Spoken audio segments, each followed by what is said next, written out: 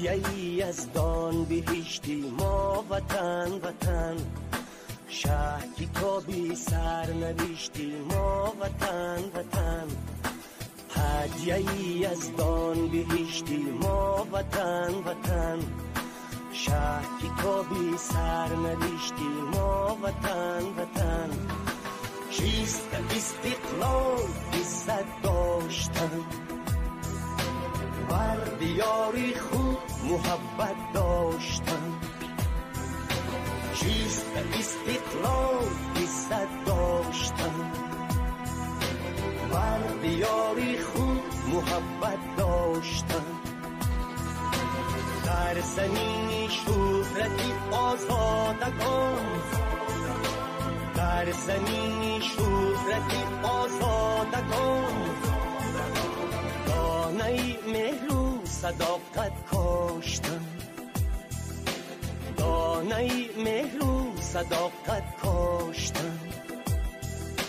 هدیه‌ای از دان بهشتی ما وطن وطن، شهر کتابی سر نوشتی ما وطن وطن.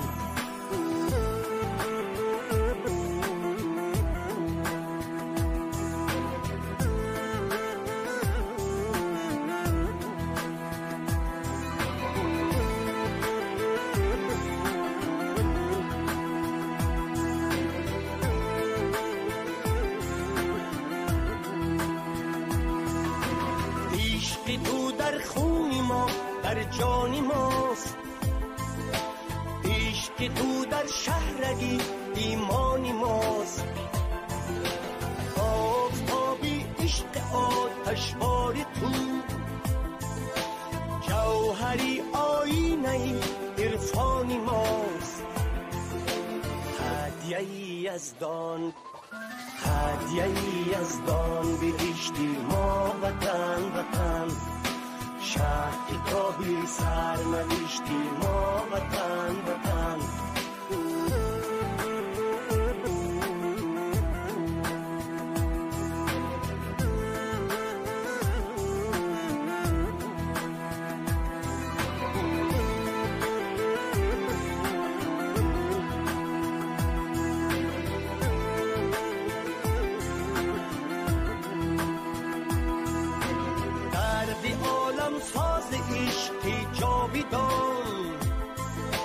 دردی بالا درد زیبایی وطن، دردی شیرین درد ملت آفرین، دردی درین درد احیایی وطن.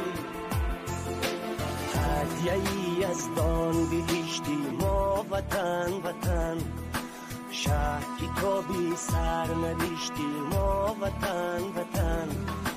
چیست استقلال عزت داشتن، بر دیاری خود محبت داشتن. چیست استقلال عزت داشتن، بر دیاری خود محبت داشتن. در زمین شهرتی آزادگان، در زمین شهرتی آزادگان، دانه مهر و صداقت کاشتن، دانه مهر و صداقت کاشتن. هدیه‌ای از دان بهشتی ما وطن وطن، شهر کتابی سر نوشتی ما وطن وطن.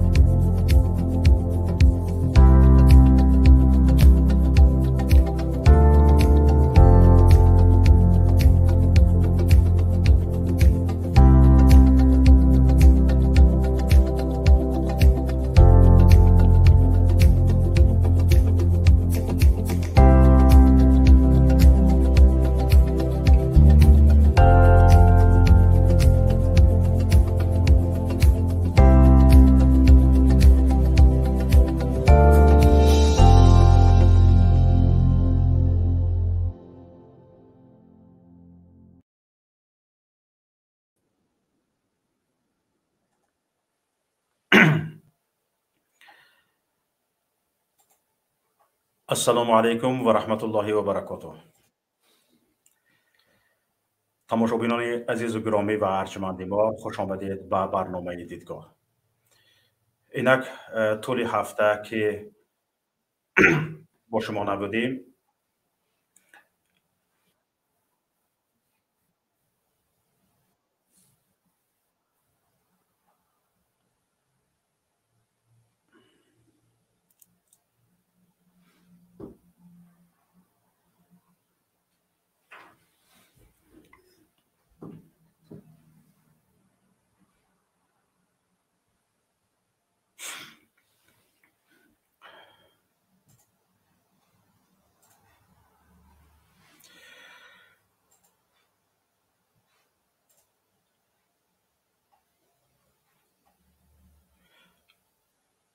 ما کوشش کردیم در برنامه امروزه درباره زیر سوال بردن استقلال تاجیکستان با شما صحبت داشته باشیم. اگر صدا و سیما خوب است، خواهش میکنم در چت یوتیوب بنویسید و ما برنامه را دوام میدیم. گفتن که صدا خوب است. خواهش میکنم از یکایی که شما که وقتی که یگان مشکلاتی تکنیکی پیش آمد ما را در چت یوتیوب خبردار کنید. باز یک بار دیگر سلام و درودی به پایان برای یکایی که شما تماشابینان عزیز و گرامی برنامه دیدگاه. ما امروز درباره زیر سوال رفتن استقلال کشور صحبت میکنیم. چرا میگویم استقلال کشور زیر سوال رفت؟ برای آنکه چندی از دیپلمات ها یا که کسانی که یا نمایندگان کشوران ابرقدرت ها که گپشان وزن دارد برآمدن گفتن که ما کشورهای پساشوروی را که تنها از بعد از پاسخوری اتحاد جماهیر شوروی استقلال کسب کردند قبول نداره. گپشان همین مضمون را داشت. اگر یادتان باشد چند روز پیش لو شوای سفیر چین در فرانسه درباره موقعش در رابطه با خاک اوکراین، یعنی ربط داشتنی به خاک اوکراین یا از روسیه بودن کریم، وقتی که به او سوال داده شد جواب داده، گفت که از لحاظ تاریخی کریم خاک روسیه است و زمان حکمرانی نیکیتا خروشچوف او این زمین کریم را به اوکراین داد. وقتی که از سایر جماهیر اتحاد شوروی از او سوال کرده شد و گفت پس از سقوط اتحاد شوروی بر اساس قانون‌های بین المللی مقام مؤثر این کشورها ندارند، یعنی کشورهای پساشوروی، زیرا هیچ سازشنامه بین المللی برای تایید مقام آنها به عنوان کشورهای مستقل وجود ندارد. ببینید یعنی این دیپلمات چینی، این دیپلمات خیتای، سفیر خیتای در فرانسه تا به حال به این باور است که ما زیر نفوذ روسیه هستیم و این استقلالات ما هیچ یک مقام مؤثر ندارد، چون در سازشنامه های بین المللی برای تایید مقام این کشورها یگان حجت وجود ندارد. حالا بیایید صحبت این نفر را اول گوش میکنیم که در این باره چی گپ شد، این چی گفت. به فکرم با زبان روسی است که همگان امیدوارم زبان روسی رو میفهمیم، برای همین ما ترجمهش نکردیم. همین خیلی گوش میکنیم، بعد از آن برنامه رو ادامه میدیم. центре скандала посол Китая во Франции Лу Шае. Во время интервью французскому телеканалу 21 апреля журналист попросил посла КНР пояснить его позицию по Крыму, ответив на вопрос, принадлежит ли территория полуострова Украине. Дипломат ответил: «Это зависит от того, как вы воспринимаете проблему», и добавил, что Крым был российским изначально, после чего Хрущев передал его Украине. Лу Шае также усомнился в суверенитете стран бывшего СССР, отметив, что у них, цитата, «нет действующего статуса в международном праве, потому что нет международного соглашения, которое бы конкретизировало их статус как суверенных стран». Конец цитаты. Слова китайского дипломата вызвали шквал критики среди европейских политиков. Послов Китая в Риге, Вильнюсе и Таллине в понедельник, 24 апреля, вызвали в МИД Латвии, Литвы и Эстонии. Во-первых, это совершенно неприемлемо, поэтому уже сегодня 3 балтийских государства попросили дипломатических представителей, а именно послов в столицах наших государств, разъяснить, изменилась ли позиция Китая касательно суверенитета и напомнить, что мы не постсоветские страны, а страны, которые были незаконно оккупированы Советским Союзом. Это абсолютно неприемлемо. Мы осуждаем это заявление. Я надеюсь, что руководство этого посла исправит ошибку. Китай наш партнер, он должен уважать нашу позицию, он должен уважать Европейский Союз, каждое государство, входящее в ЕС. Мы уважаем Китай, и я считаю, важно, чтобы он нас тоже уважал.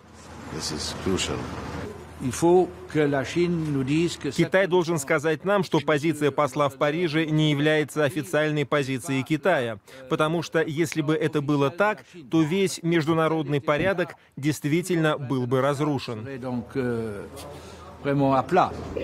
Между тем, Пекин 24 апреля уже отреагировал на критику в адрес своего посла во Франции. Позиция Китая в отношении территориального суверенитета последовательна и ясна. Китай уважает суверенитет, независимость и территориальную целостность всех стран и поддерживает цель и принципы Устава ООН. После распада Советского Союза Китай был одной из первых стран, установивших дипломатические отношения с соответствующими странами. С момента установления дипломатических отношений Китай всегда придерживался принципа взаимного уважения и равенства в развитии дружеских отношений и сотрудничества.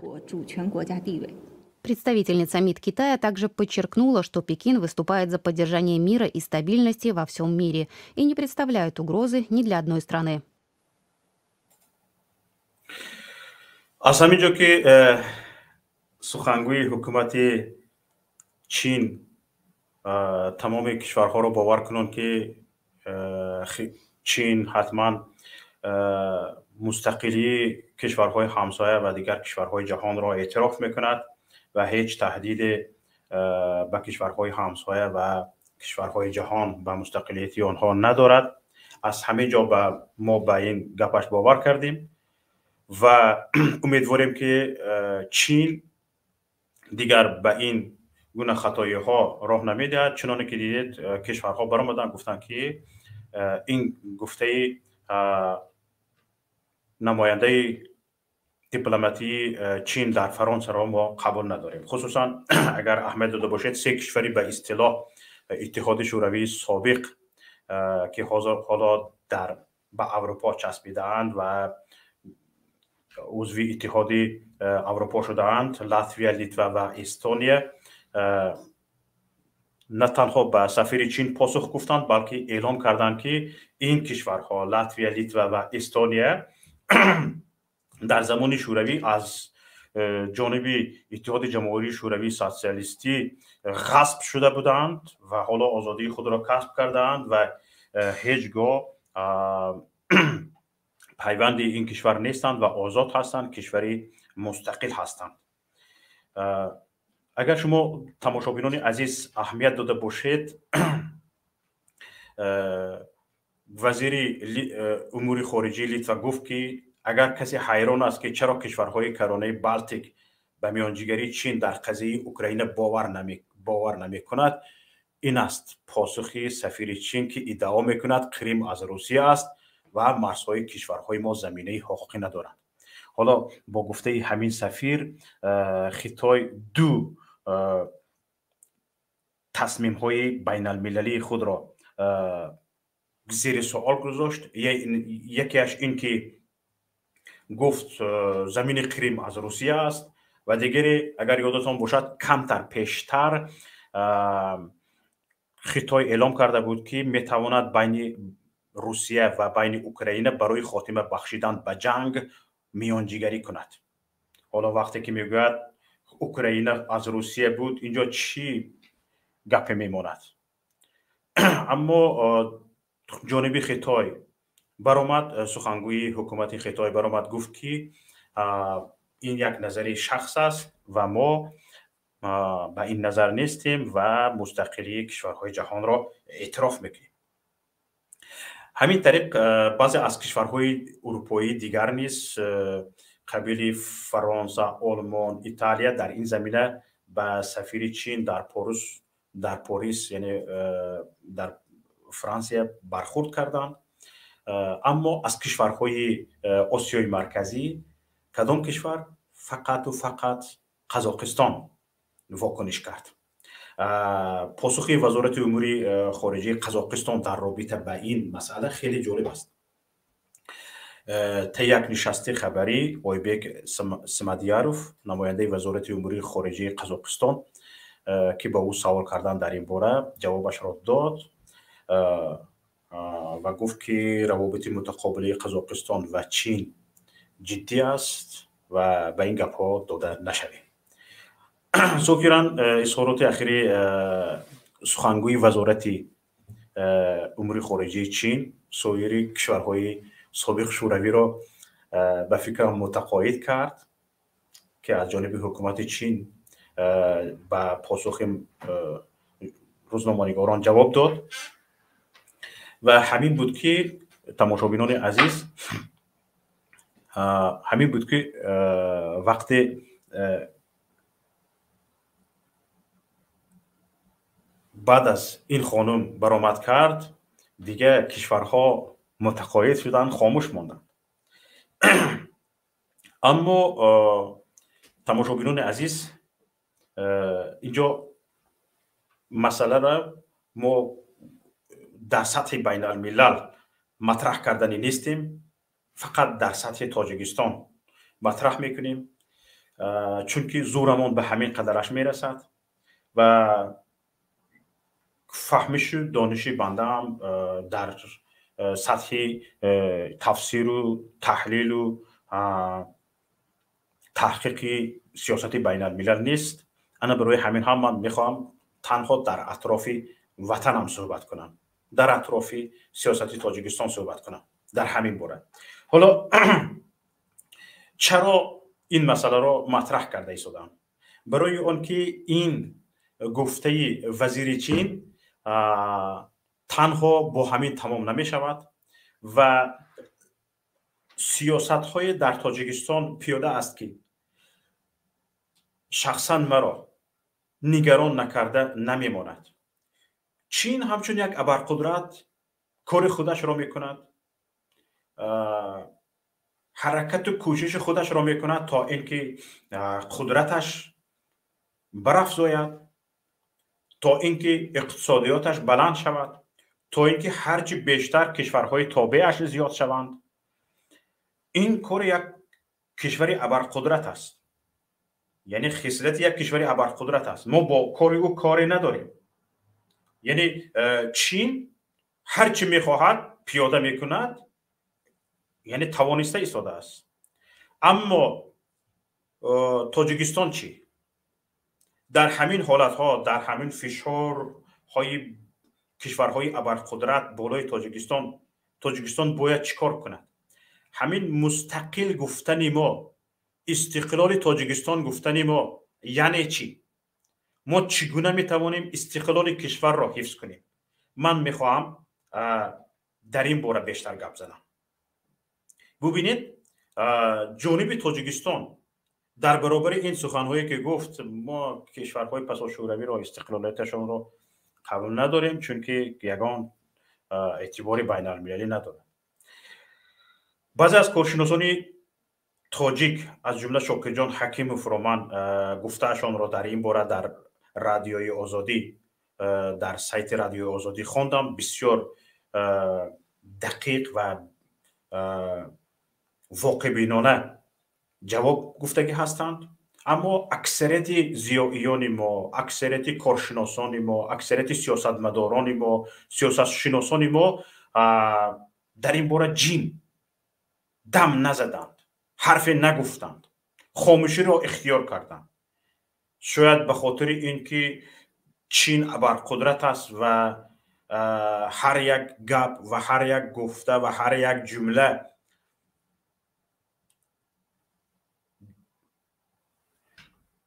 واکنش دارد. این گفته روزها ندهد ویچت، باید به هر یک گپ جواب دهی، مسئولی هر یک جمله باشی. برای همین شاید کارشناسان ما، سیاست شناسان ما، سیاستمداران ما را شاید این ترسانیده است.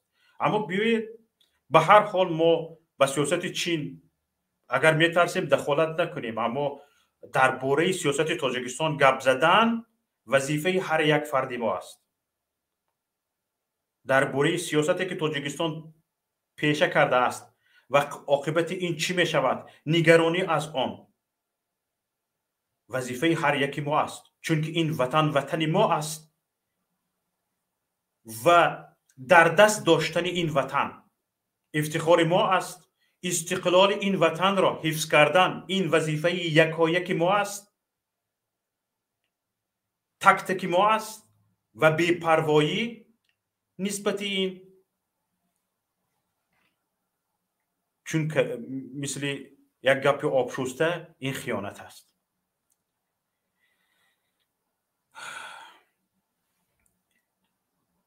ببینید، باید بگویم که کشورهای اروپایی که استقلال داشتند سیاست را بر اقتصاد ترجیح دادند. نگفتند که من بر ضد خطای گپ زنم اقتصادم ویران می شود، خطای قهرش می بیاید، چین قهرش می بیاید و در برابر یک دیپلمات چینی موضع گرفتند. حالا که با توجه به یک دیپلمات عادی، فرض کردیم سفیر بودن لو شای، این مقامات کشورهای اروپایی می توانستند خاموش باشند، می گفتند که هر یک سفیر گفته فکر شخصی خودش. اما بنابر اینکه مسئله استقلال کشور در میان بود، مقامات اروپایی آن را بی پاسخ نگذاشتند.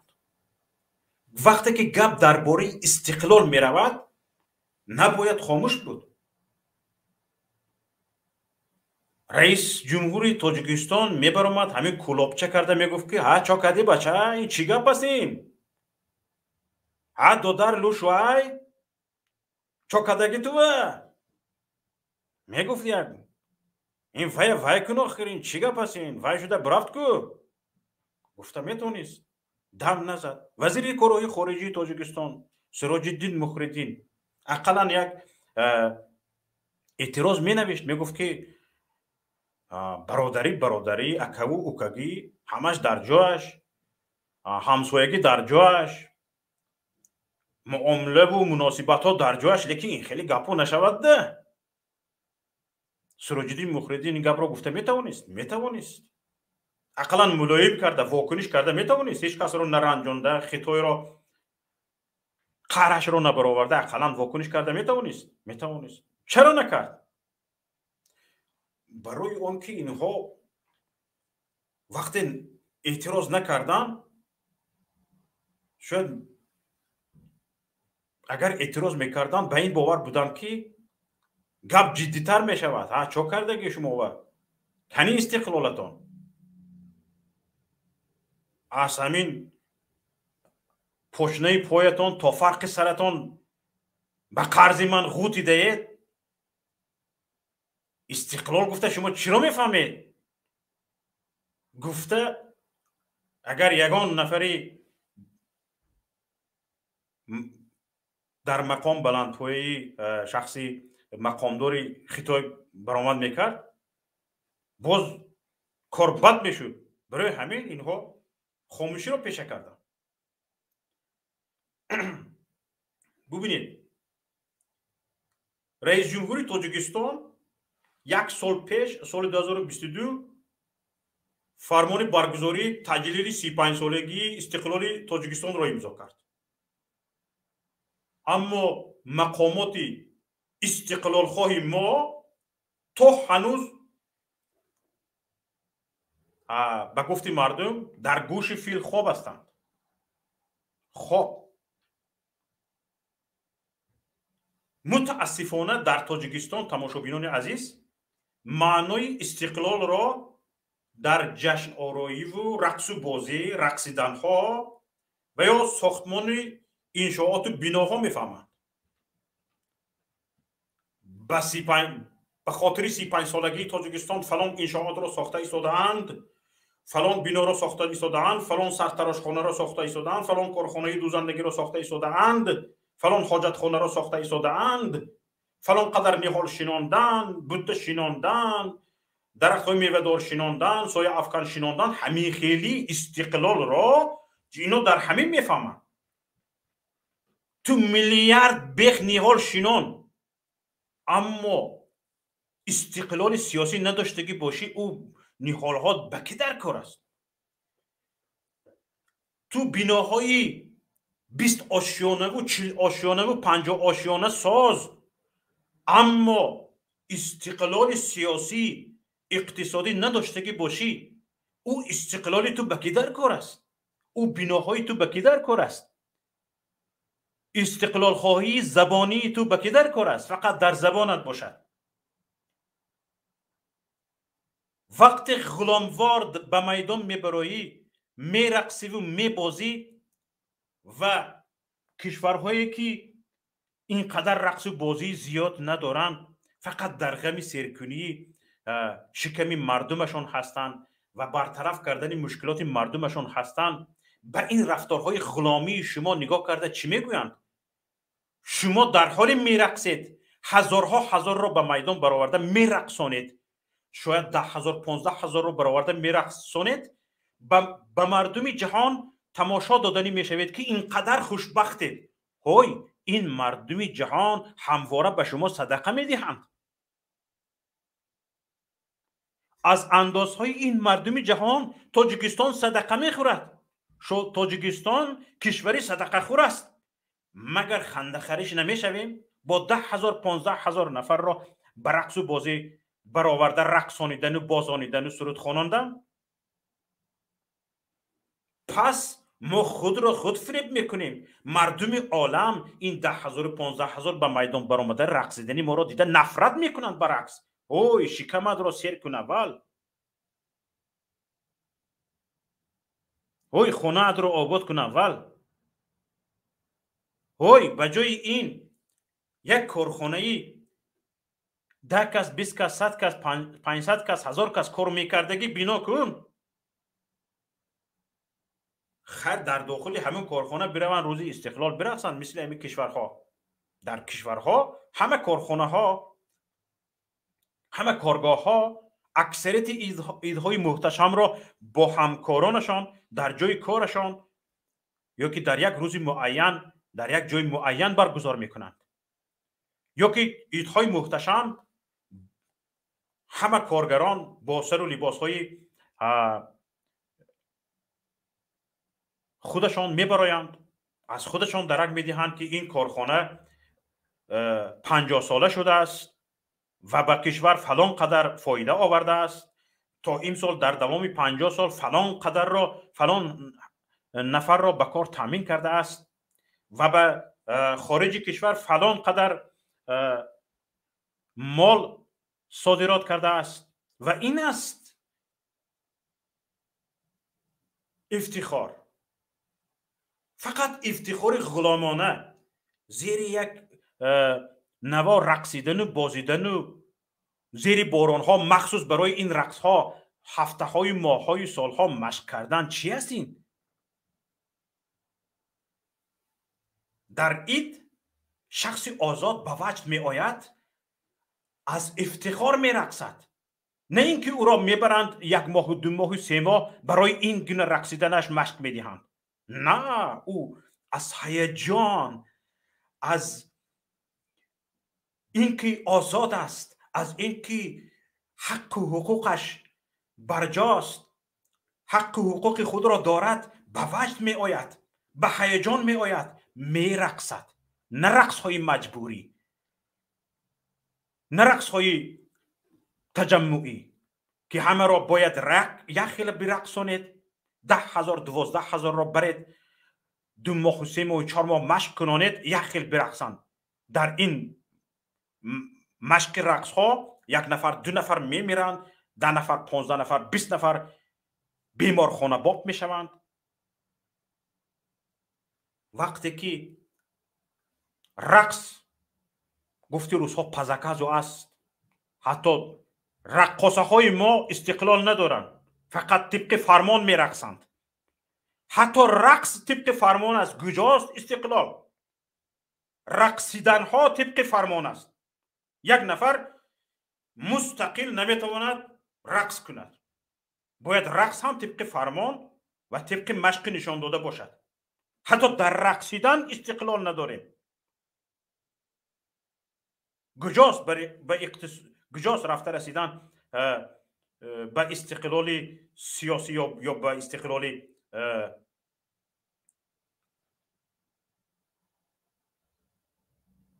اقتصادی و فرهنگی و دیگه و هاکذاها. حالا در تاجیکستان اکثریت تجارت ها از آن 1 نفر 2 نفر یا شخصانی نزدیک به رئیس جمهوری تاجیکستان شده است. حتی تجارت مستقل نیست.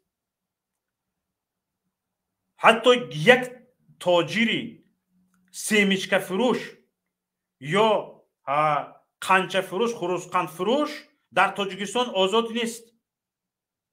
مستقلی خود را ندارد.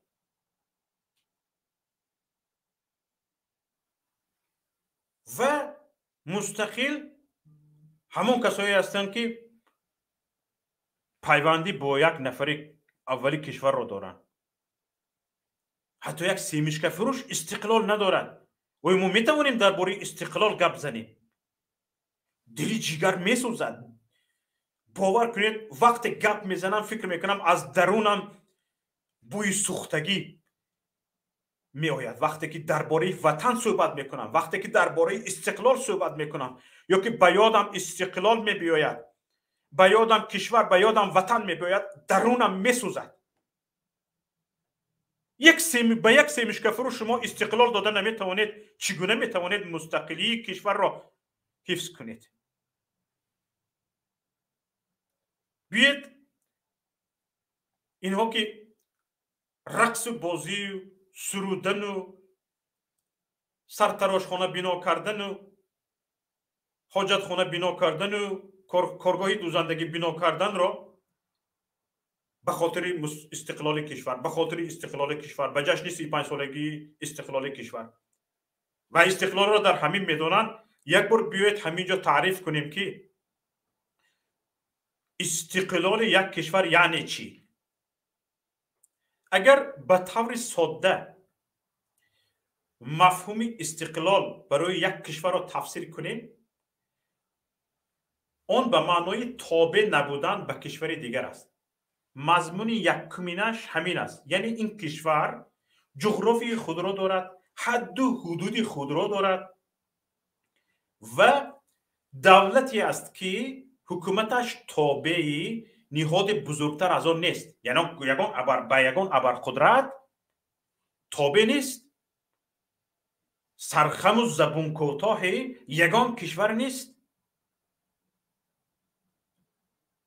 این دولت مرز و بوم و جمعیت جداگانه دارد و از طرف دیگر دولت‌های جهان این کشور را به رسمیت شناخته هستند. همین کوتاهش مضمون استقلال یک کشور مستقل همین است. حالا بیایید همینجا تعریفی کشوری مستقل را که اینجا نشان داده شده است، یک بار کامپیوتری مرا شکن منو ببینید. Независимое государство. Хамжа бихонит. Инжо краткое определение независимого государства, более подробное объяснение. ببینید نезависимое государство چخیلی که همجا گفتم همش در همینجا گفته شده است. باز در اینجا باز مفصل‌تر گفته شده است. یک بار من سایت چی هستیم وارد شده، یک بار ببینید.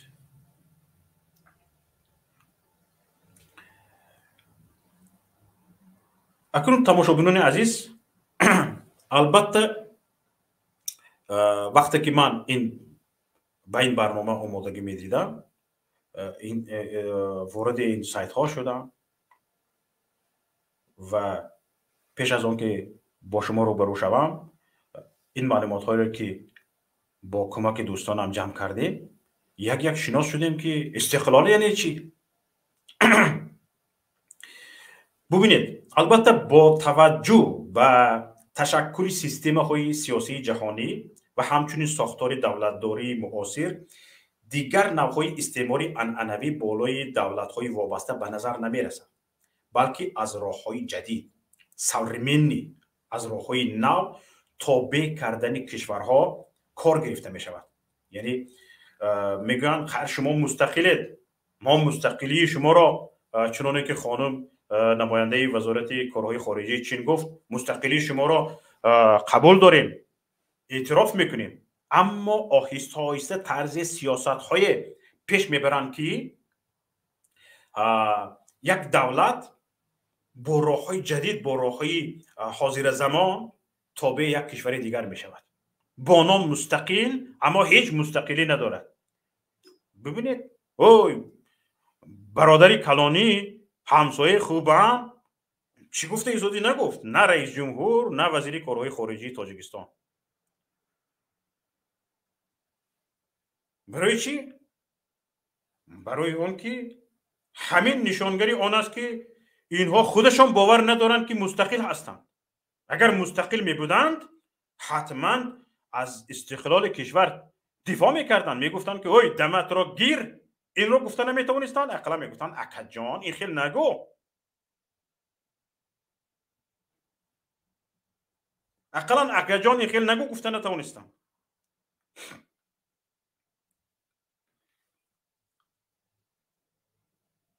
حالا ببینید تاجیکستان مثل سوبیکت های فدراسیون روسیه، مثلا جمهوری تاتارستان، جمهوری باشقردستان، جمهوری ادمورتیا، جمهوری چچنستان، مثل این کشورها زیر فدراسیون یک کشور نیست. تاجیکستان یک کشور اونیتری است و کشوری است که دارای جغرافی خود است، زیر تابع یگان کشور نیست و در سطح بین الملل همین خیلی شناخته شده است و نفری که در رأس این کشور است، رهبری این کشور است، حکومتدار است، باید این را حفظ کند. هر کسی در این باره یگان شک کرد، شبهه کند، در حال ببراید بگوید که بیا به سر میز نشین، من به تو درس میدهم که تاجیکستان چگونه دولت است.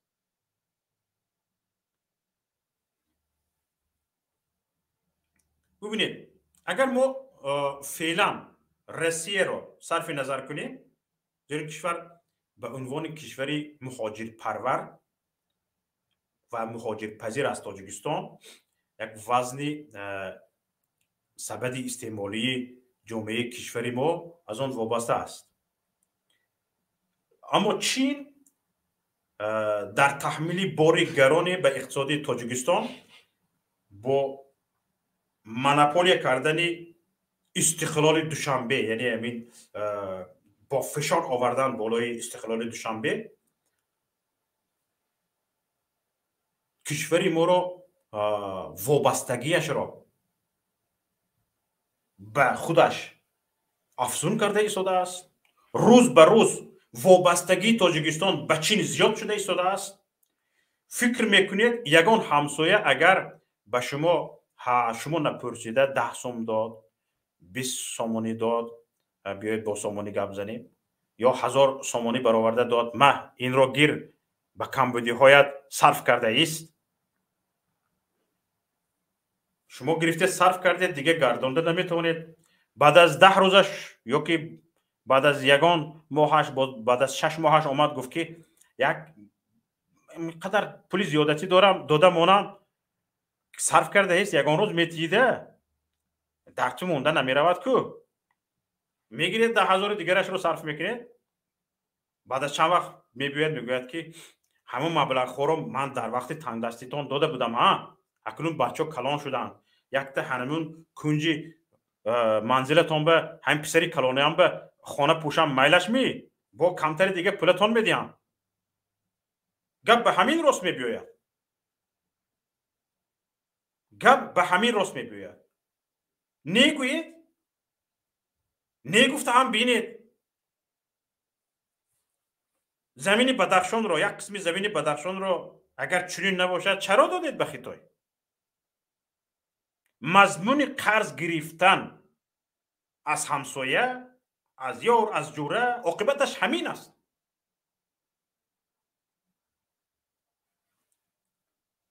бубинед,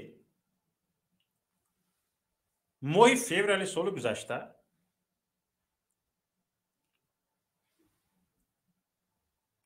яъне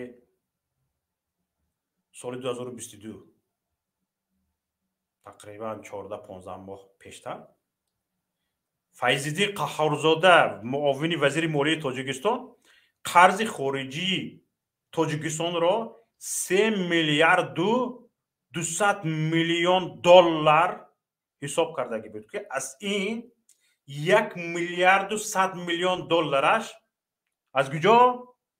аз Хитой, аз Чин. ман аз худам нагуфта истодам. компютери маро нишон дед.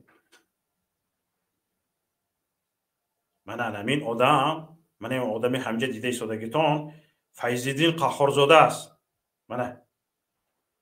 мана бубинед, ҳамин ҷоро хонед.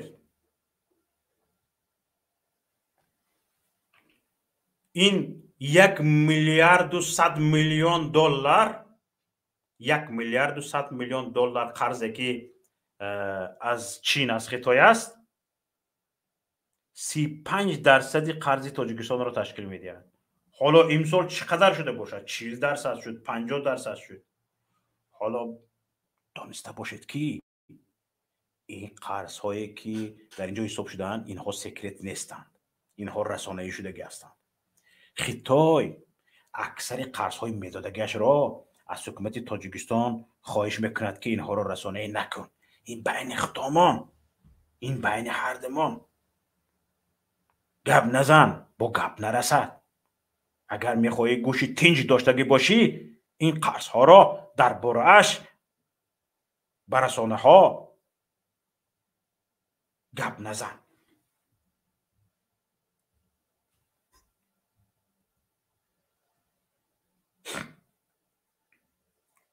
ҳоло ин вазири Тоҷикистон Файзиддин Қаҳорзода гуфт ки 35% қарзи хориҷии Тоҷикистон аз Хитой аст. аммо расонаҳои амрикоӣ гапа дигар хел мезананд. мегӯянд ки 60% қарзҳои Тоҷикистон аз тарафи Пекин дода шудаги ҳастанд. яъне аз тарафи Чин дода шудаги ҳастанд. хош, ин ҳам аз худам намегӯям. марҳамат. мана инҷо бо забони англисӣ аст. яке пай бурданатон мумкин аст. ҳозир ман ҷоша нишон медиҳам ба шумо. иншоалло.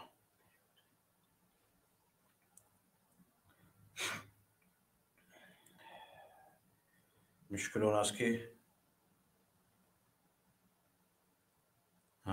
перевод намекардааст. яъне ترجمه نمی‌کرده است.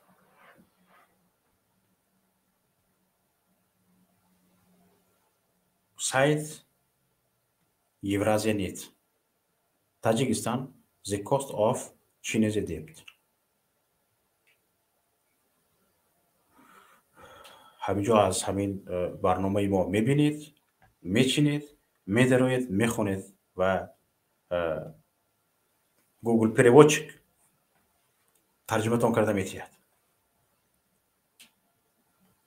یعنی در اینجا گفته شده است که 60% قرض های تاجیکستان از خطای است.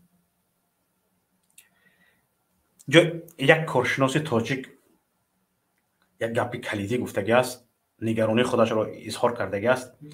میخوام گپی رو همجا اقتباس بیارم.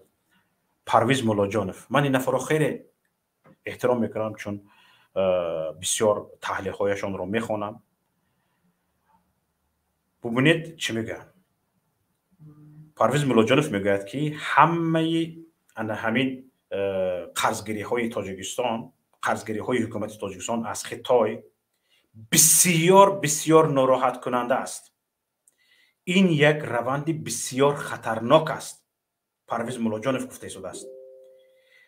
پرویز مولاجانov میگوید که این یک روند بسیار خطرناک است، به خصوص وقتی قرض‌های بزرگ نیز وجود دارند. جمع شدن قرض‌های چین معنی بازی با آتش را دارد.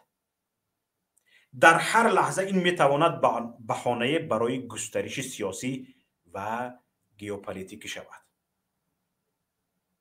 فهمیده شدید؟ این گپ کارشناس است. ببینید قراردادهای قرضی چین اکثرش نباشد هم یک قسم کلان معینش، یک قسمش مخفی هستند، محرمانه افشا نمی شوند. اگر افشا شدند بعضی از رقم ها را میبینی که به یک دیگریش راست نمی بیاید. از همینجا دانسته می شود که قرض هایی که خطای به تاجیکستان میدهد پیش در پیشند و خیلی پیچیده هستند و حالت های محرمانه هم دارند و این نشانگری آن است که سکرت بسیار است. سکرت خیلی زیاد است. مثال اکسیم بانک به هممون شناسند؟ نه. اکسیم بانک این بانک خطای است. در سال 2014 موافقت کرده بود که برای با آخر رساندن راهی آهنی وحدت یاوان که راهی ارتباطی بین مرکز و جنوب کشور است قرض میدهد. چون مسیر دوشنبه به کولاب که بخش از راه وحدت یاوان است توسط رئیس جمهور امامعلی رحمان در اوگوست سال 2016 به استفاده داده شد. تمام رسانه‌های دولتی تاجیکستان اشاره کردند که ان همین راه، یعنی همین پروژه با 985 میلیون سومانی یعنی 125 میلیون دلار مصرف داشته است، ساخته شده است که به پایان رسید و به استفاده داده شد. اما این خبر را همین خبرگزاری خاور دادگی است. اما این خاور گفتگی نیست که این پولها از کجا آمده است و چی کسی این راه را ساخته است. دم زدگی نیست. سکرت. اما یافتن می شود. در اول سال 2015 گفته یافتیم جمالالدین نورعلیف معاون اولی پیشینی وزیر مالیه حاضر کجا شده است؟ مرده است، زنده است، تعیین در تاجیکستان است، بیرون از اون است تعیین. خانم آزاده رحمان شوهرشان با خودشان است یا بیرون رفتگی هستند تعیین نیست. همین جمالالدین نورعلیف معاون اولی پیشینی وزیر مالیه بود و به خبرنگاران گفتگی بود که اکسیم بانک 68 میلیون دلار قرض امتیازناک برای تکمیل راه آهن وحدت یاوان داده است. بر اساس گزارش ها تندر این قرارداد به شرکت ساختساز راه آهن دولتی چین بدون یگان تندر واگذار کرده شده است. فهمیدید؟ حتی یگان تندر هم نگذاردند. همونطور گفتن یعنی پول چین داد می چین ساخته تیاد. حالا پول داد خودش سازد چی مضمون دارد؟ گپ میزنیم. بسیار جالب است. انا چیزی دیگر، یک ساختمانی مهمی دیگر که توسط همین اکسیم بانک انجام شده است، این در سال 2006 آغاز می شود و در سال 2013 به پایان می رسد. این چی است؟ تعمیر اساسی راه دوشنبه چلاق. اژدهار خونی مردم خور. این راه همین خیلی پیچیده رفتگی است، مثل اژدهار از چناق تا به دوشنبه یک اژدهاری است که ره به ره به دهان آن اژدهار پل انداخته می روی، کیسه ها را خالی کرده می روی. کمک قرض دهنده همین راه، یعنی که قرضی که برای ساختمان این راه داده شده است، از طرف خیتای 290 میلیون دلار را تشکیل داده بوده است. شاید خطا کنم، من از رسانه ها گرفتم. اکنون ببینید اینجا فقط سهم خیتای نه، سهم تاجیکستان هم وجود دارد.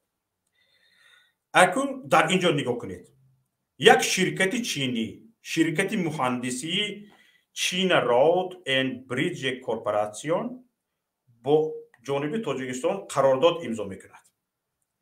این به آن معنی است که پول را قرض را خیتای داد می شرکت چینی راه را میسازد. فهمیده ایستادین؟ پول را داد می شرکت چینی آمده راه را میسازد، کارگر را هم خودش میبیارد. کارگری تاجیک لازم نیست. این چی مضمون دارد؟ دقت ده. این همین مضمون را دارد که قرض را برای راه ساختن خیتای داد. برای ساختن راه خیتای کارگر خودش را آورد و مبلغ را برای کارگران خودش داد. یعنی قرض را داد، پول را گرفته رفت، پول برگشت به خیتای. در اینجا چی ماند؟ قرض تاجیکستان از خیتای. همین طور نیست؟ در اینجا همین چیز ماند. همین رو کی نفهمید؟ همین جا چی جای نفهمش است؟ یعنی قرض را تاجیکستان گرفت، یک شرکت از چین، یک شرکتی مهندسی چین آمد راه تاجیکستان را ساخت و پولی که قرض داده بود خودش گرفت رفت. باز پولی قرض داده چین به تاجیکستان به چین برگشت.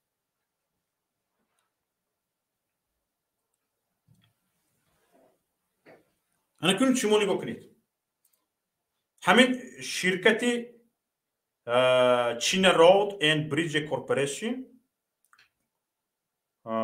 در سال 2019 برسان، شاید این انگلیسی خطا کرده ایستادم، ببخشید، مهم اینجا انگلیسی داری من نیست، مهم اینجا معلومات است، پیشکی از شما عذر میپرسم. همین شرکت در سال 2019 به رسانه‌های دولتی چین گزارش میدهد که همین شرکت 728 کیلومتر راه را در تاجیکستان به ارزش 779 میلیون دلار ساخته است. تقریبا درست است. یعنی هر یک کیلومتر راه زیاده از 1 میلیون دلاری مصرف شده است به هر یک کیلومتر راه. من کافتم، جستجو کردم، واقعا درست است. 1 کیلومتر راه به 1 کیلومتر راه تقریبا از 1 میلیون تا 1 میلیون و 200 هزار دلار پول مصرف می شود. واقعا همین خیلی هست. من اول گفتم به 1 کیلومتر راه 1 میلیون دلار 1.5 میلیون دلار پول صرف کرده است این از کجا؟ لیکن درست بوده است تماشاگران عزیز. از این میبراید که پول رو داده خودشون گرفته رفتگی هستن، فقط تاجیکستان قرضدار شده موندگی است خلاص. این برای چی؟ این سیاست رو ببینید. در این میان کی زبون کوتاه کی سرخم؟ تاجیکستان پولش رو داد، پولش رو گرفت رفت. اما قرض تاجیکستان با همین قدر پول رو باید با تاجیکستان برگرداند به خطای، حالا که اینا پول دادگیشون رو گرفته رفتن. ببینید چی بلا زد اینا رو که این قدر فریب میخورند.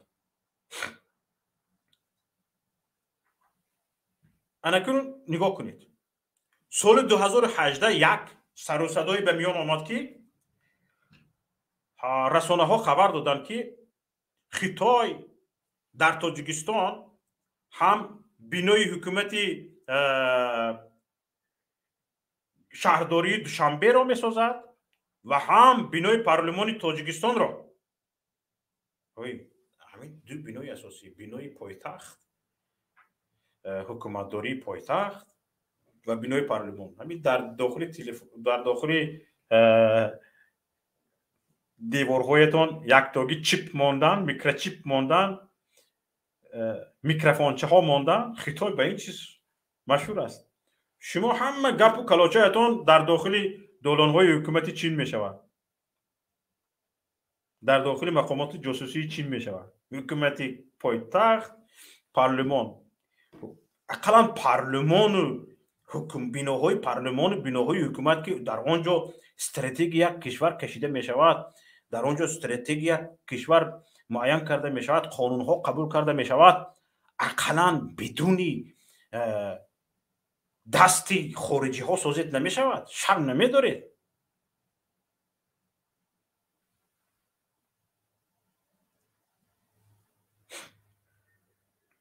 اگه شما نگاه کنید در همین حال معنیش این بیناسازی ها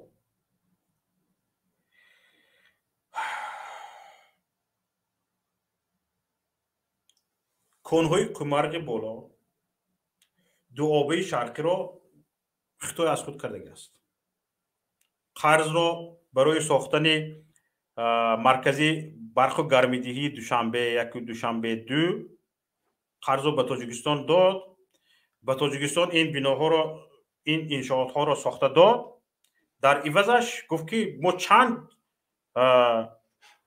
کنهای طلایی تو را میگیریم، تا قرضت خلاص شدن میکویم، همش را میبرداریم به چین میبریم. اگر قرضت خلاص نشد باز کنهای دیگر رو میدهی. فهمده شده؟ خیر اکا است، لیکن پول قرض دادگی به شما. یعنی گفته شده است که من همین درختانی درونی باغ تو را میوهش رو میبرم، میوهش تمام نشد به بیخ ریشهش میکنم میبرم، به بیخ ریشهش کندم بردم، تو خلاص نشدی، با همین حوالی داشتگی دزانی من عادی ساده کش همین آهسته آهسته تاجیکستان به همین راضی شدگی است. کنهای طلایی زرافشان در پنجکین، پاکروت در وحدت، کمرغ بالا دو آبه شرقی در ناحیه عینی، کانی سرب روحی آلتین تاپکان، پایبلاغ در پنجکین طبق شرطنامه های مخفی در اختیار شرکت های چینی قرار دارند. نه؟ یه هست یک نماینده مقامات همینجا برنامه ما رو تماشا کرده ایستاده است، برایت با دلیل بگوید که تو دروغ گفته ایستاده ای. یک دلیل بیارید بگوید که نه اینطور نیست، تو دروغ گفته ایستاده ای. یک فکت بیارید ملت رو باور کنونید که شما بود شدید، در بالا در روی زمین بودگی ها رو داده شدید، یک قسم زمین ها رو داده شدید، حالا در قعر زمین در زیر زمین بودگی ها رو به خطای داده ایستادید، داده شدید به فکرم. حالا اینها از روی مضمونی گپشون گفته شدن که ما خشک میکنیم، همین کان است، مثلا کانی که مرغ بالا است، با تمام برایش خشک میکنیم، همش رو میبرداریم به خطای میبریم، قرض رو حساب کتاب میکنیم، دادی ندادی تمام شد نشد، بعد پای بلوک هم خیلی خوش میکنیم، بعد به دیگرش میگذاریم تا اینه شاید فرصت می‌یابد تاجیکستان باز قرضدار بیشتر میشود، باز همین خیل ثروت‌های زیر زمینی کشور روی زمینی کشور داده میشود. اما مردم تاجیکستان چیکار میکند؟ روسیه غلامی میرود. حتی کارگر نمیگیرند، کارگر از خطای آورده میشود. در داخل تاجیکستان کار پر. منو ببینید این 778 میلیون دلار خطا کردم، 779 میلیون دلار گشته به چین برفته است. این 779 میلیون دلار اگر 100,000 دلاری یک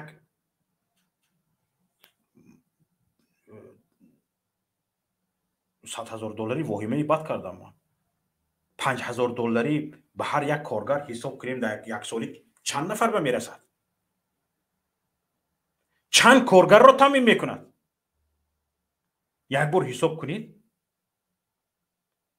نه، تاجیک غلامی میرود، حتی اسفالت را به بل گرفته به راه پرتافته نمیتواند، از ماشین همین رو از خطای میبیرند مرد کار را. این چی مضمون داره؟ همین اسفالت چی است؟ اسفالت خشت زنی چی است؟ خشت زنی در مرکزی برف و گرمیدگی یا دیگه در شخته کار کردن چی است؟ همین پدران ما در زمان اتحاد شوروی میرفتن در شخته ها کار میکردن، حق همسایه های ما.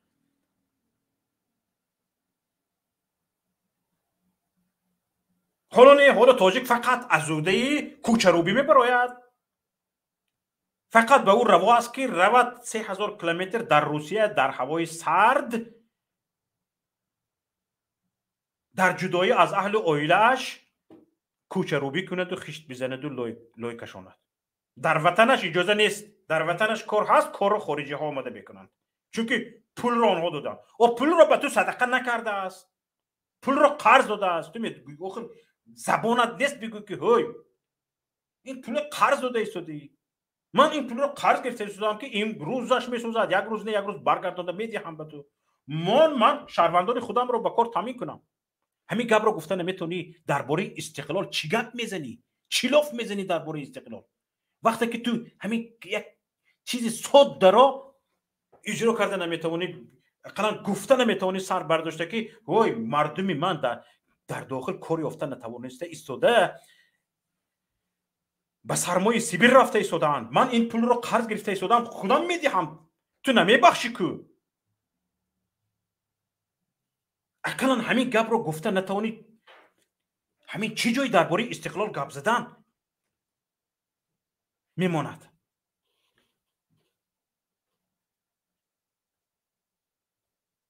حالا ببینید ساختساز ساختمان بینای حکومت و پارلمان تاجیکستان 1 میلیارد یوان است، 1.5 میلیارد یوان است. یک بار به دلار گردونده بینید که اینجا چقدر است. متاسفانه من به دلار برنگردوندم.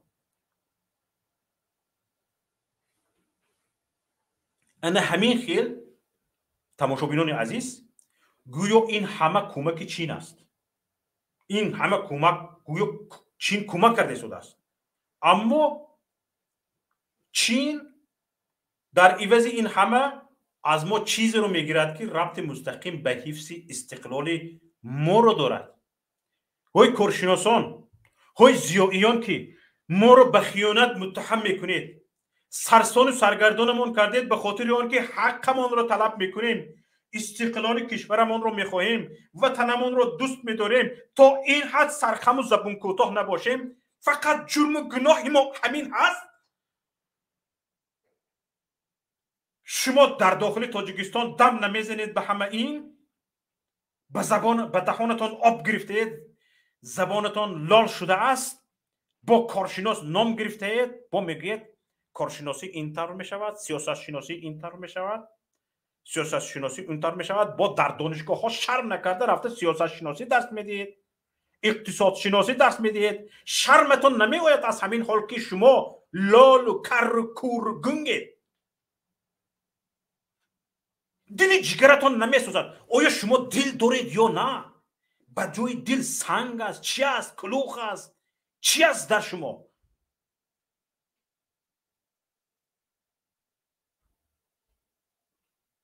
عاقبت این چی می شود؟ عاقبت این چی می شود؟ یگان حرف بی سند گپ زدم.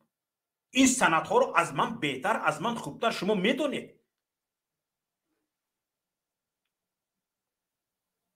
بود بعضیش برآمده است میگوید که هیچ کشور به قرض نمیشود. کشورهای قرض میگیرند، رابطه اقتصادی میکنند، معاملات میکنند، آنها در برابرش یک چیز دارند، استحصالات دارند. میگویند که این استحصالات من آخری سال همین قدر قرض گرفتم رو میپوشاند. شما چی؟ قرض رو میگیرید 60,000 نفر رو به میدان فوتبال میکشونید. 1000 نفرش این خیل لباس یک خیل داشته باشد، 1000 نفر دیگرش این خیل، 500 نفر دیگرش اون خیل، رقاصه ها این خیل. به این صرف میکنید.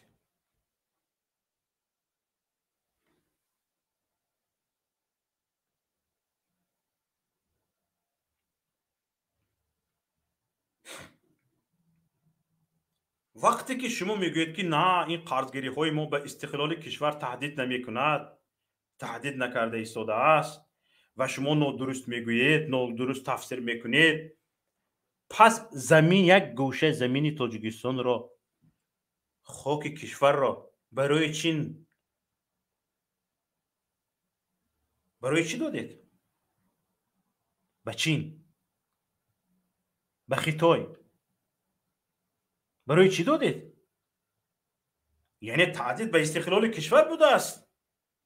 شده است به استقلال کشور تهدید که شما یک بلک زمین را دادید. حالا بیشتر از این طلب کرده ایستاده است خیتای. گفتمان هایتون رفته ایستاده است. نه؟ بعضی رسانه های چینی در این باره گفتگی بودند.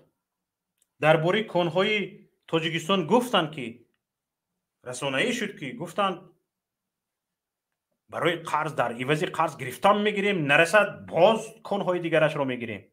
همین خیلی گپ نبود.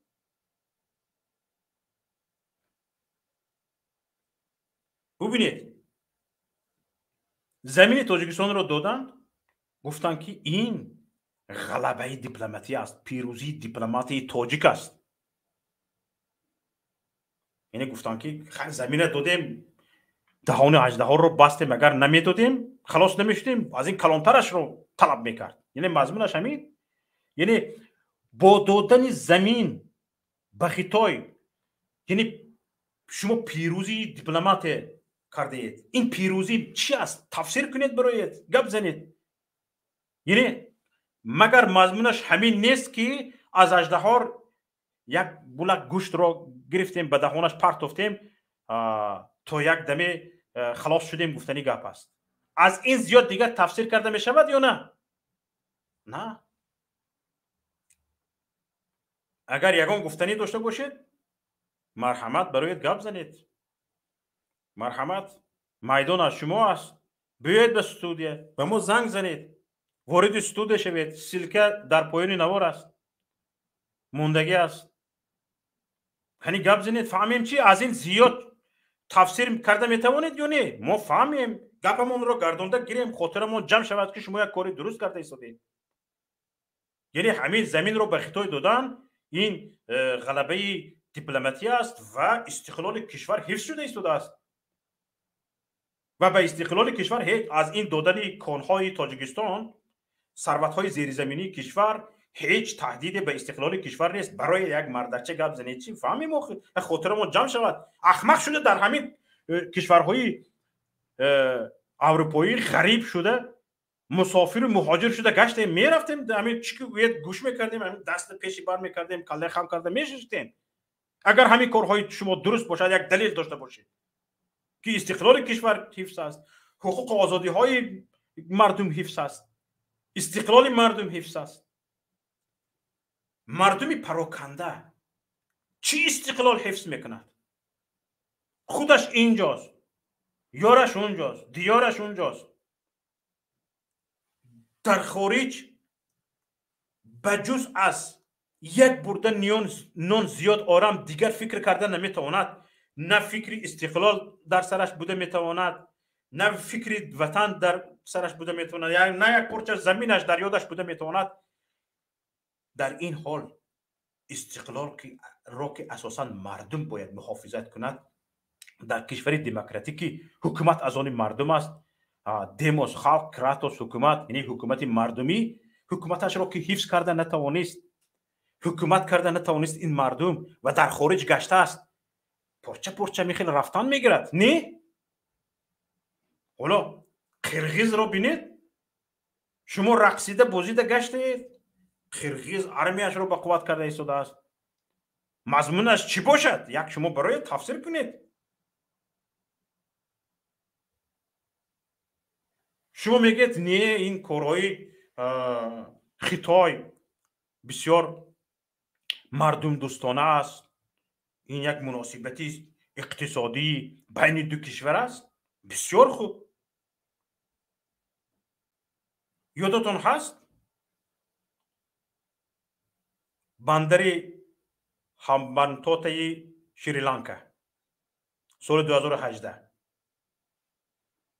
این همین خبر در رسانه‌های جهانی سال 2018 خیلی سر و صدایی به میان آوردگی بود. این بندر رو چین از خود کرد. برای چی؟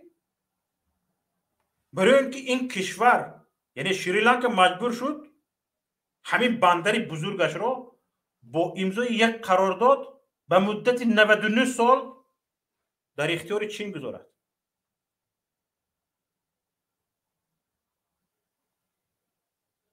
فهمیده شدید؟ 99 سال به اختیار چین رفت یک بندر بزرگ یک کشور.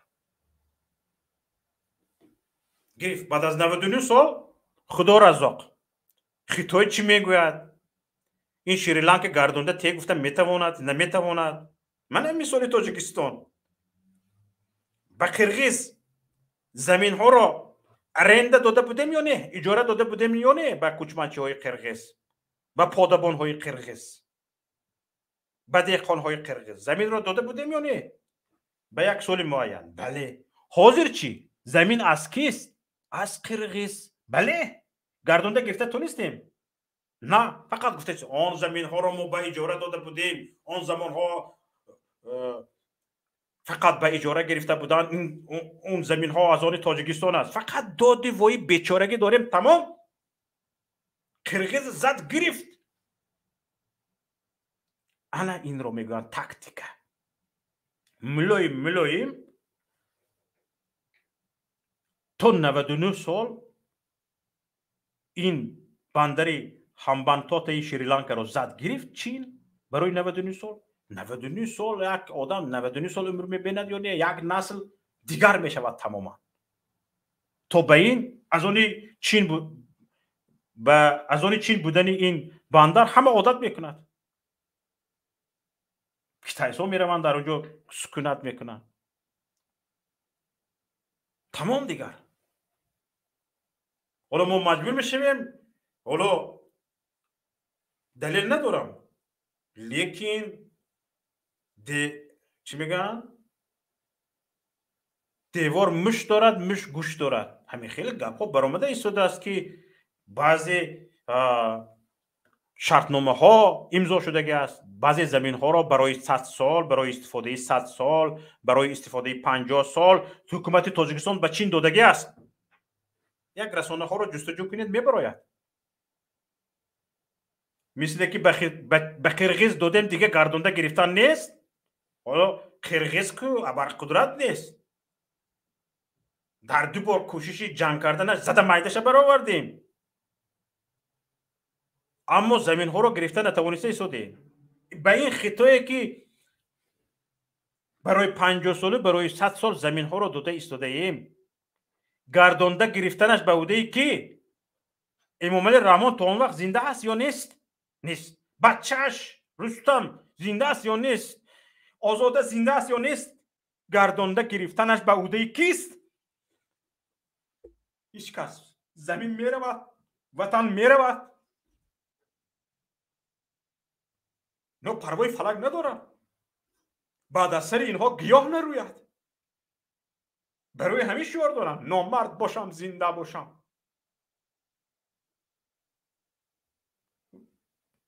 وطن را پارچه پارچه کرده داده ایستاده اید.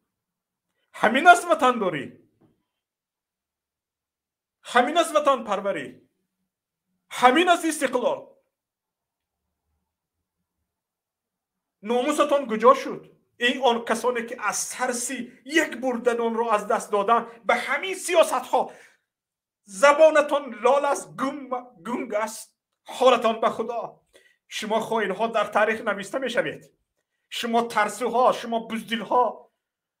معلومات عالی دارید، اکادمیک هستید، کاندیدات نوک هستید، پروفسور هستید، دکتر. لعنت به این دکتری که وطنت میرود از دست. آهسته آهسته تو پروا نداری به خاطر آنکه به تو یک حرفی گفته نشود. در یک دانشگاه کار میکنی، در یک کارخانه کار میکنی، از کار محروم نشوی، مثل ما سر به گریز نشوی، سرسام نشوی، فقط به خاطر همین. انصافتان را خاک خورد. به خود بیایید. مگر نادرست تفسیر میکنم؟ برایت گپ زنید که نادرست میگویم. دل جگر دارید یا ندارید؟ گرده دارید یا ندارید؟ شما در تنتان چی دارید؟ بجای دل شما چی است؟ سنگ، آهن که هیچ حسیات ندارد.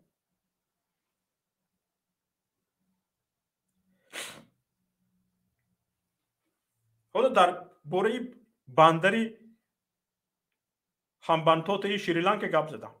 همین اشاره به تاجیکستان هم شده بود. یادتون هست؟ یو ای بین سفیر پیشین چین در تاجیکستان چی گفته بود؟ برای اجاره بزرگترین کارخانه تاجیکستان تالکو گپ زده بود. مبادا نگوید که از خودش گفته ایستاده است.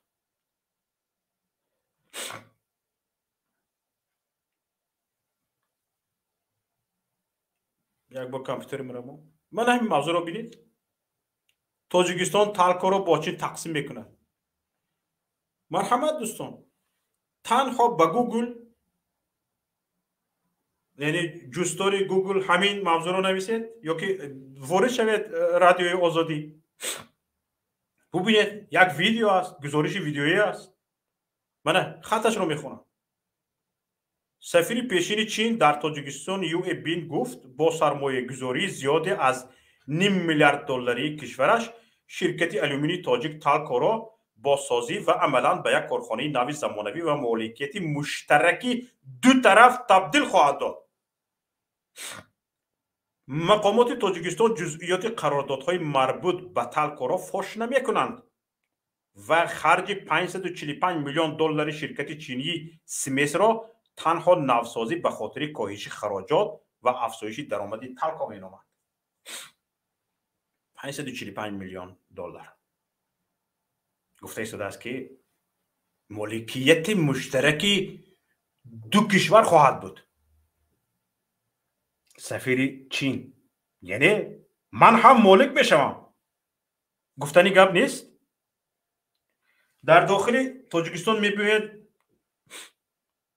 به یک بایگری کشور مالک میشود. چی گفتنی گپ است؟ استقلال کجاست؟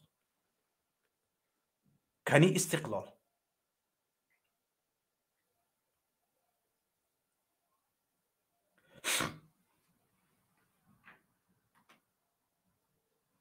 انمی خیل حالا این چیزهایی که آشکار شدگی است و سیکرت موندگی نیست، مخفی موندگی نیست. از اون که قراردادهای چین محرمانه هستند و این شرط مهمی برای خطای یعنی برای پکین است. در این باره به طور دقیق ثابت کردن خطرهای جدی خطای به استقلال همسایش چیزی دقیقی گفتن دشوار است. بجز این که باید گفت هر یک دولت حاکمیت دارد. دقت دهید، هر یک دولت حاکمیت دارد و حاکمیت از منبع‌ها و ذخیره‌ها برخوردار است. حاکمیت در معنی دیگر قدرت است و این قدرت ناشی از منبع‌ها و ذخیره‌ها می باشد. منبع‌ها و ذخیره‌های اجتماعی و اقتصادی بخصوص مردم و ذخیره‌های طبیعی، تولید و در کل مجموعی محصولات داخلی قدرت سیاسی را به وجود می آورد که محض این قدرت مرکزی قبولی قرار را تقویت می دهد. ببینید در این شرایط ما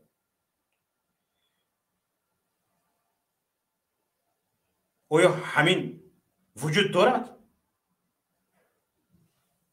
که ان همین چیزهای گفتگیم استقلال یک کشور را فراهم می آورد؟ اما در تاجیکستان این هست. ببینید این منبع هایی که گفتم استقلال یک کشور را تامین میکند پراکنده اند. مردم مهاجر است؟ بله. منبع های مالی حکومت با قرض تامین میشوند؟ بله. ذخیره های طبیعی به چین داده می شود؟ بله. حد دیگر تعیین است، عمیق است، مشخص است که استقلال به چه حال گرفتار شدگی است.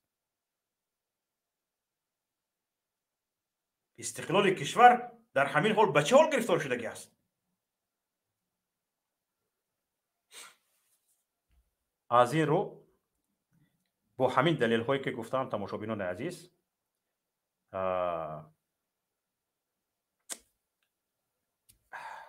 اله چنین نباشد. اله این باشد که این فکرهایی که من میکنم نادرست است. اله چنین باشد. اما در تاجیکستان استقلال ظاهری است.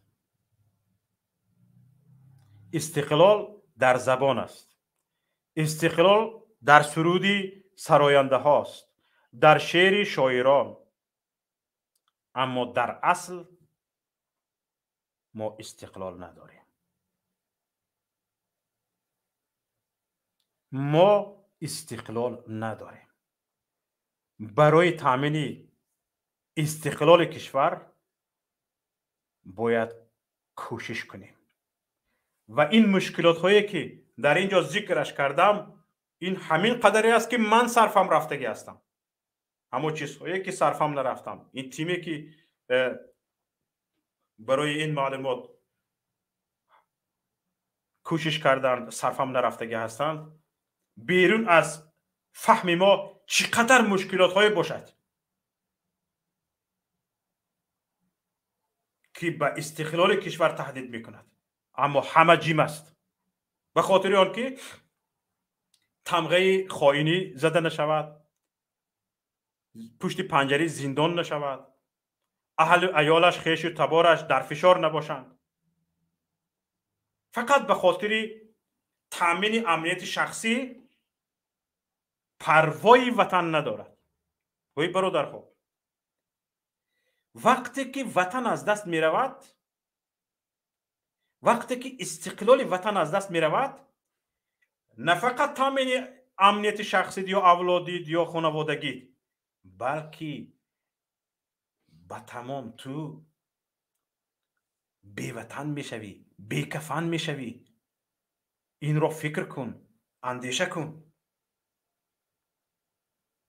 من صحبتم را همینجا تمام میکنم.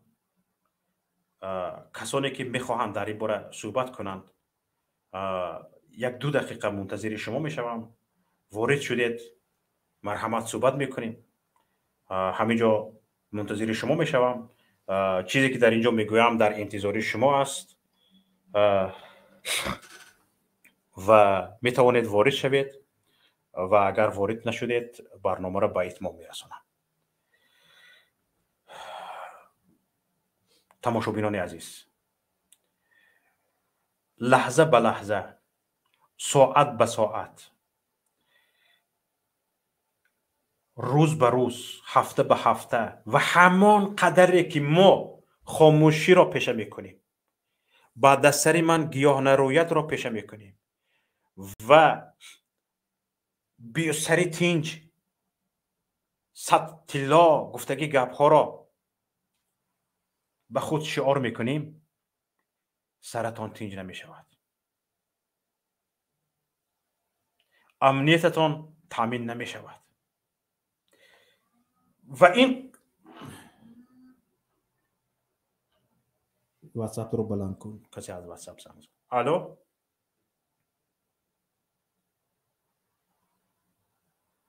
الو، مرا میشنوید؟ بلند کردی؟ الو الو، مرا میشنوید؟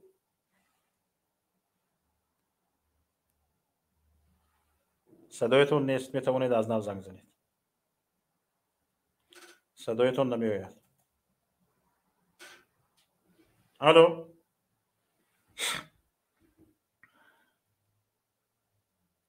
لطفاً از نو زنگ زنید.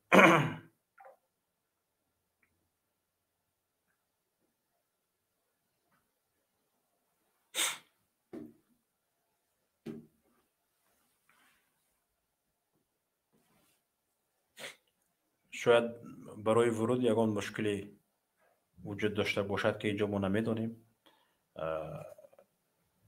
کسایی که خواهش ورود دارید مرحمت لینکی نو را اینجا میگذارن.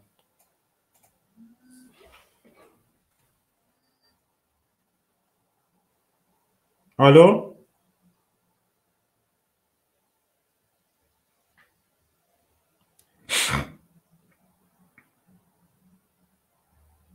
الو، صدایتون نیست متاسفانه. از اینجا بلند کن خوب ببین. گپ زنید. گپ زنید.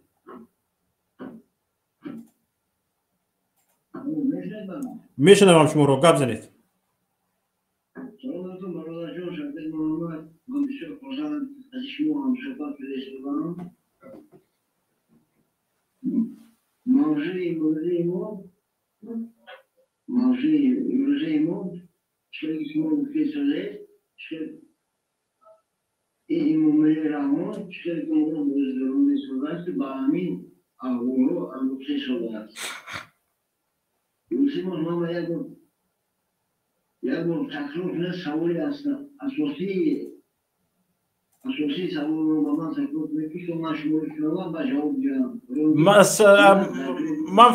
من سوال دادنی نیستم، من میخواهم فکر شما رو درباره استقلال کشور بدونم. یعنی اگر سوال میخواهید من این گونه سوال دارم به شما که آیا با اندیشه شما امروز استقلال تاجیکستان تهدیدی نیست؟ اگر هست آن چی است؟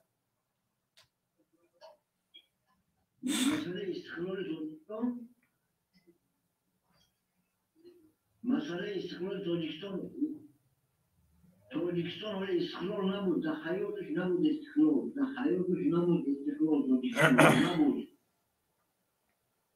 در تگی دست همین اجنبی های ما 73 سال در دست همین ما بود. این چیزا من چقدر فهمم شما بود نمیدونم چقدر فهمم اول من گپای من تکرار رو من نیستم. چیزی که من شما رو شدم تکرار شدستم. شما برای آن که شما یوتیوبتان رو خاموش کنید، تنها توسط برنامه صحبت کنید، یوتیوبتان رو خاموش کنید. برای اینکه اگر خاموش باشد صدا تکرار نمی شود. برای اینکه شما از دو جا گوش کرده شدید، هم وارد استودیو شده هستید، از استودیو گپ گوش کرده شدید، هم یوتیوبتان فعال است، از یوتیوب تماشا کرده شدید. برای همین وقتی صحبت کردن شما یوتیوبتان رو خاموش کنید و توسط در داخل استودیو صحبت کنید، صدایتان تکرار نمی شود.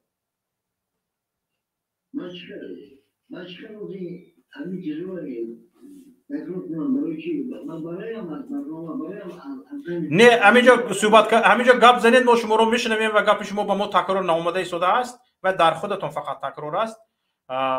شما گپ زدن گرید. Хорошо. Нам человеком согласен уже, а мы ему равно, нам пешкой билеты муайко, пешкой билеты муайко, даже Кудован нам очень близко, совсем тогда еще властами ему равно. Мы за нами дорожа уже исполняем, мы ранее куклаем, будучи, тогда с его шайтон парастол. Мужчина парашют может возможно сюда, а я хер, но не может, каждый скажет, что он может хер кунет каземки добрый, хер кунет. लेकिन आरोश में जो ना और ये मुझे उत्तम नाम विमान स्कोर करना है को चिकित्सा करना है को आरोहिता करना है को रोइंगे नाम बहुत से बात में बात करना है तो वो हम चिल्ला बहुत सी बनवा लेकिन आरोहिता कुछ नाम मत तो राजी करते वो इसको क्या रोइंगे करते हैं इतना और वो जो शादी में हम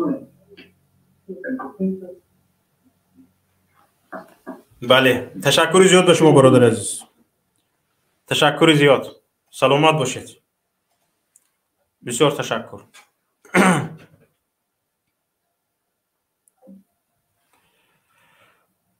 نفران دیگر باشند خواهشمند برای زنگ بفرمایید. شما رو منتظر میشیم. متاسفانه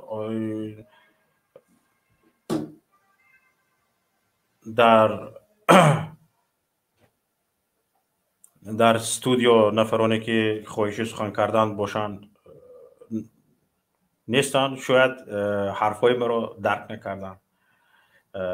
شاید استقلال برای کسی لازم نیست. شاید مستقلی کشور یک چیزی لازمی نیست و بگذار ما غلام باشیم، غلام دیگران باشیم. ببینید تو چه اندازه مردم برای آینده خودش بی‌طرف شدگی است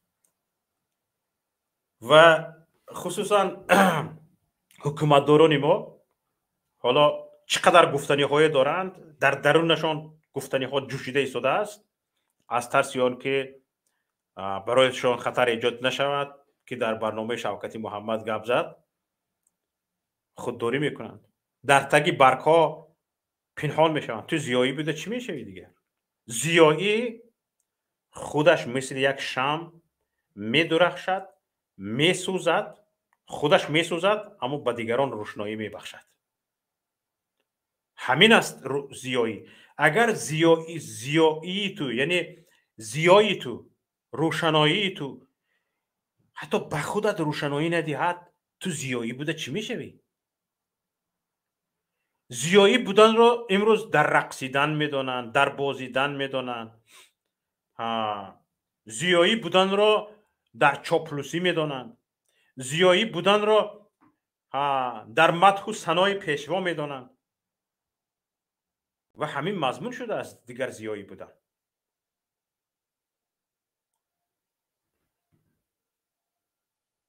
پس کجا میرویم؟